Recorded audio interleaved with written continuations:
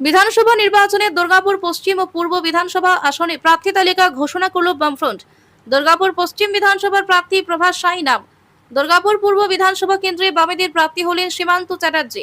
সোমবার দুর্গাপুরে দলের জেলা কার্যালয় বিমল দাশগুপ্ত ভবনে এক সাংবাদিক বৈঠকের আনুষ্ঠানিকভাবে এই প্রার্থী তালিকা ঘোষণা করেন বাম নেতারা। বাম নেতাদের দাবি, সাধারণ মানুষের সমস্যা, কর্মসংস্থান, শিল্পোন্নয়ন এবং এলাকার বিভিন্ন ইস্যুকে সামনে রেখেই এই নির্বাচনে লড়াই করবে বামফ্রন্ট। সেটা হচ্ছে আমাদের পার্টির রাজ্য সম্পাদকের বিষয় বলেছে।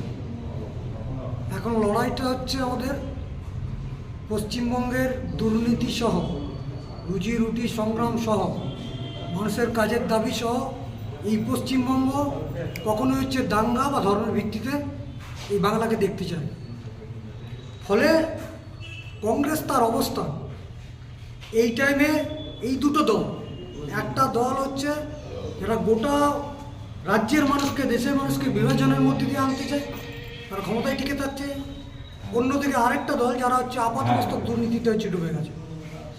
তাহলে কংগ্রেসকে অবস্থান, কংগ্রেসকে স্পষ্ট করা দরকার ছিল যে এই দুটো দলের যদি শক্তিকে বৃদ্ধি না করতে হয় তাহলে কংগ্রেসের অবস্থান কী হতে পারে।